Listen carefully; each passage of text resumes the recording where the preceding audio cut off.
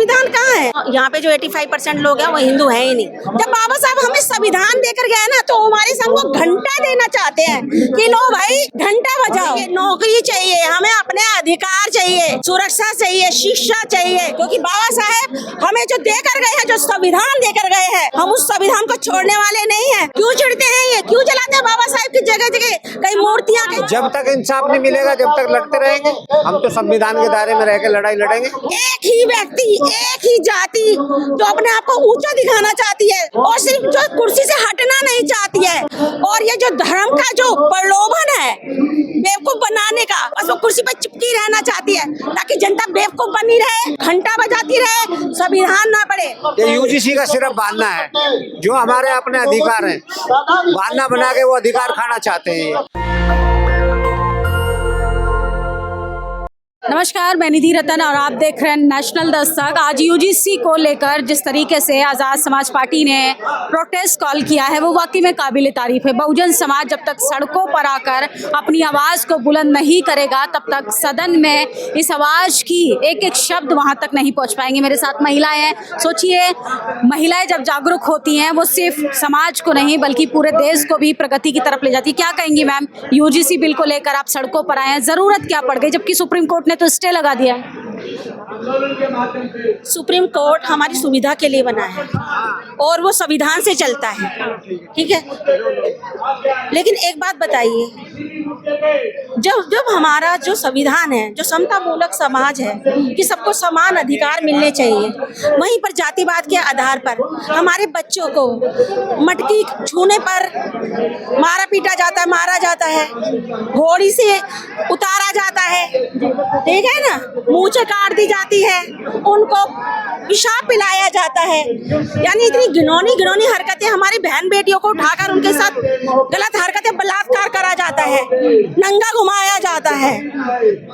तो जब जहाँ ये हो रहा है तो वहाँ संविधान कहाँ है? क्योंकि संविधान तो लागू हुआ ही नहीं। जो 85% लोग हैं जो अपने हक अधिकार के लिए लड़ रहे हैं उनकी देश हिंदू राष्ट्र बन गया, आप कह रही हैं कि देश मजबूत ही नहीं हुआ, संविधान लागू ही नहीं हुआ। सबसे पहली बात है कि जो यहाँ पे जो 85% लोग हैं वो हिंदू है ही नहीं, ये हमारा संविधान भी कहता है। जो कहते हैं ना कि वीरेंद्र शास्त्री, तमाम लोग ये सब पागल है, कहते हैं हिंदू राष्ट्र बनाएंगे, हिंदू महासभा करेंगे, तमाम तरीके के सम्मेलन करते हैं। अगर वो ये सब कुछ नहीं करेंगे तो गद्दी पर कैसे लटके रहेंगे? आप लोग भटक गए, आप लोग भटक गए हैं मुद्दों से। नहीं, हम नहीं भटके हैं, बल्कि वो लोग हमें भटका रहे हैं। जब बाबा साहब हमें संविधान देकर गए ना, तो हमारे से हमको घंटा देना चाहते हैं कि लो भाई घंटा बजाओ। जिस टाइम महिलाएं घंटा बजाती थी या ओम भी बोलती थी तो उनकी जीवा काट दी जाती थी, गरम तेल उड़ेला जाता था, कांच उड़ेला जाता था। आप लोग मजदूरी करिए ना, 85% मजदूरी करेगा कि संविधान में, संसद में नियम बनाएगा, कानून बनाएगा? 85% मजदूरी क्यों करेगा वो, जबकि देश में बड़े बड़े पदों पे काम करेगा, वो पढ़ाई लिखाई करेगा। हमारा संविधान हमें ये अधिकार देता है, जो बैकलॉग के पद है जो हम खाली पड़े हैं उन पे हमें कब्जा चाहिए, नौकरी चाहिए, हमें अपने अधिकार चाहिए, सुरक्षा चाहिए, शिक्षा चाहिए। जो पढ़ाई मंत्री का बच्चा कर रहा है वही पढ़ाई हमारे बच्चे भी करने चाहिए। तो ये सारी चीजें चाहिए और इसीलिए हम सब यहाँ पे खड़े हैं, बस भी लेकर आए हैं और हम अपने हक अधिकारों के लिए लड़ेंगे, क्योंकि बाबा साहब हमें जो देकर गए हैं, जो संविधान देकर गए हैं, हम उस संविधान को छोड़ने वाले नहीं है। क्यों चिढ़ते हैं ये, क्यों जलाते हैं बाबा साहब की जगह जगह कई मूर्तियां? जनरल कैटेगरी की महिलाएं कह रही हैं कि इस बिल को अगर लागू करते हैं तो सवर्ण महिलाओं को डराया जाएगा, धमकाया जाएगा। ऐसे कैसे डराया जाएगा? जब हम स्कूल में पढ़ते हैं जातिवाद के आधार पर, जब बच्चों के साथ उल्टी सीधी हरकतें होती है, स्वर्ण महिलाओं को कौन सा पढ़ने का हक था? पहले बाबा साहब ने उनको भी हक अधिकार दिए हैं। इतने सारे महिलाओं को अधिकार मिले हुए हैं, तो ये तो सारी ये बात है ना कि बस एक ही व्यक्ति, एक ही जाति जो अपने आप को ऊंचा दिखाना चाहती है और सिर्फ जो कुर्सी से हटना नहीं चाहती है, और ये जो धर्म का जो प्रलोभन है बेवकूफ बनाने का, ये बना के बस वो कुर्सी पे चिपकी रहना चाहती है ताकि जनता बेवकूफ बनी रहे, घंटा बजाती रहे, संविधान ना पढ़े। लेकिन हम संविधान पढ़ेंगे। अरे अपने दामाद से क्यों चिढ़ते हैं वो? उनके घर में भी तो एक ब्राह्मणी थी बाबा साहब के घर में, तो क्यों चिढ़ होती है भाई? इक्वालिटी तो होना चाहिए। ये जो यूसीजी है, मेरा मानना है उसको लागू होना चाहिए, क्योंकि हर लेवल पे भेदभाव किया जाता है। ठीक है, हम लोग हैं इतनी एजुकेशन करके भी कोई मतलब हमारे लिए कोई देश आजादी के 78 साल हो गए हैं, आपको अभी भी लगता है कि देश में जातिवाद है?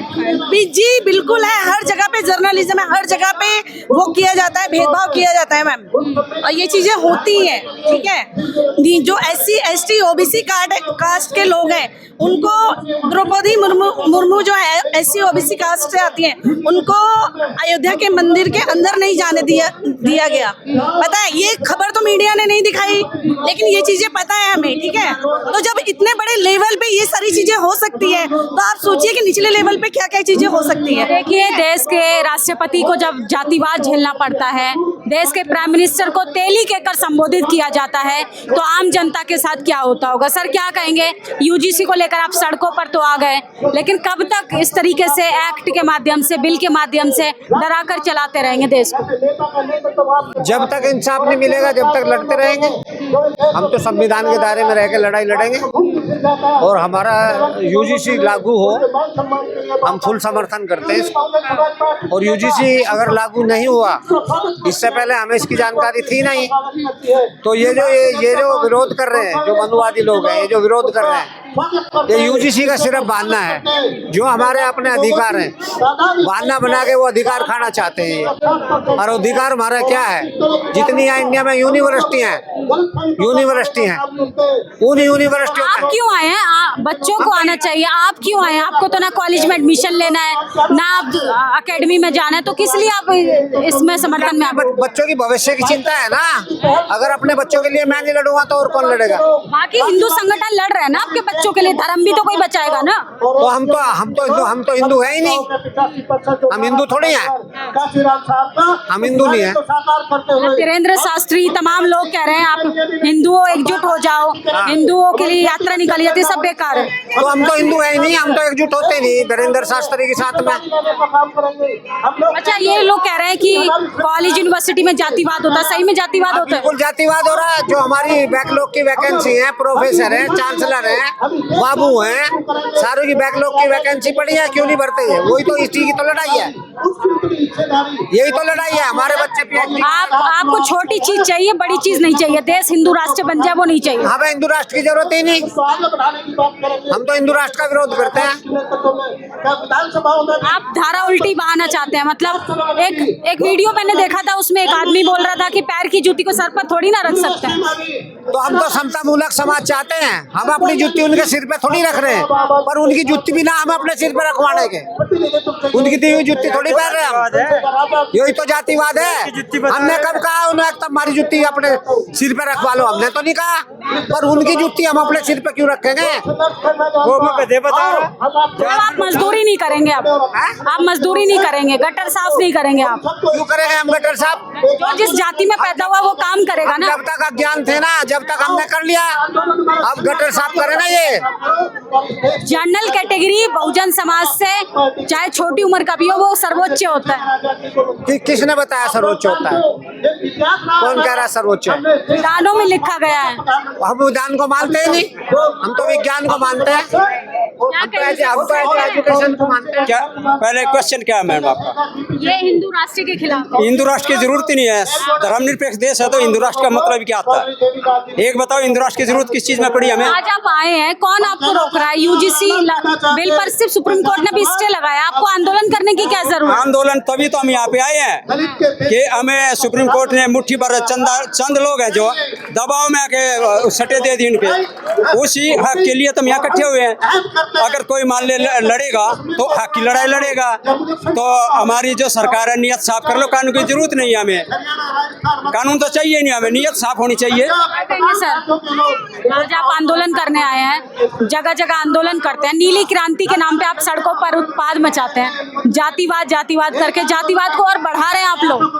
हम जातिवाद नहीं बढ़ा रहे, हम तो जाति तोड़ रहे, समाज को जोड़ रहे हैं। और ये चाह रहे हमारा समाज जो है सम्मान सचिव है, जो हमारा अपमान होता रहा है 75 सालों से, वो अपमान हम झेलते आ रहे हैं। बाबा साहब ने हमें सारे अधिकार दिए, वो अधिकार हमें मिलने चाहिए और समता समाज मूलक बनना चाहिए और हम सत्ता के अधिकारी, हमें सत्ता प्राप्त होनी चाहिए।